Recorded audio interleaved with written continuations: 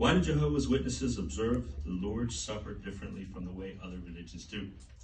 And Wade thought he was in the back, but he got moved to the front, so come on up.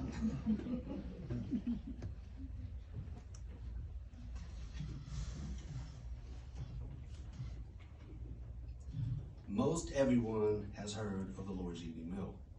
Leonardo da Vinci even felt compelled to create one of his most famous works of art depicting this event called the Last Supper.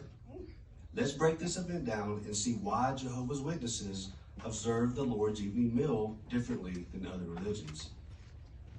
We as Jehovah's Witnesses strictly adhere to the Bible when it comes to this important observance. The Lord's evening meal, or the memorial of Jesus' death, is a way for us to not only remember Jesus, but it allows us to show our gratitude in the sacrifice he made on our behalf. What is the Lord's evening meal? It is something Jesus himself instituted on his last night on earth when he gathered his apostles and asked them to commemorate this special occasion. In Luke 22:19, he states, "Keep doing this in remembrance of me."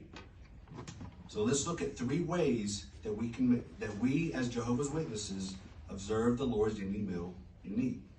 First, let's consider the timing and the frequency in which we should do so. Some religions choose to make this observance a monthly, weekly, or even daily event. The Bible gives us not only a specific date this was established, but clear guidelines on the frequency. This Jewish Passover was instituted the evening preceding the Exodus from Egypt. The first observance of this Passover was held after sundown on the 14th day of Nisan on the Jewish calendar, and we continue to observe this memorial worldwide on this date each year, following the practice of the early Christians according to the Bible's lunar calendar. Second, what happens at this yearly observance? We use unleavened bread and wine at the memorial.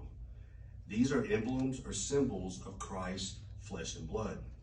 Let's read Matthew chapter 26, verse 26 through 28.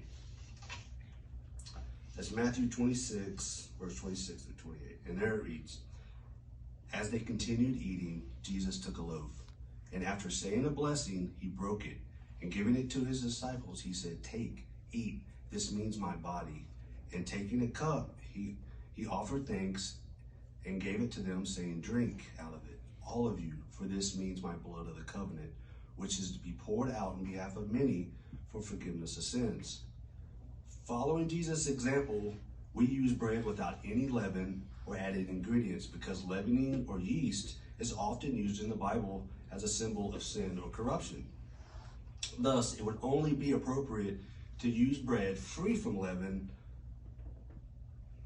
or any other additives as a fitting symbol for Christ's sinless body. As well as the wine, we would not want to use any wine that has been fortified with spirits or any additives.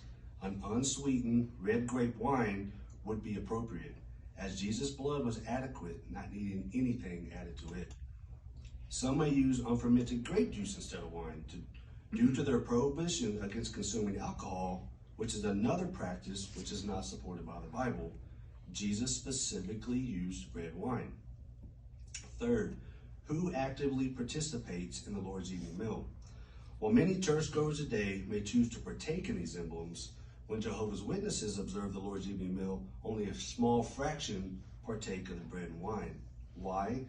Jesus said in Matthew, his shed blood established a covenant, a contract between Jehovah God and those who have been anointed or chosen in a special way by God.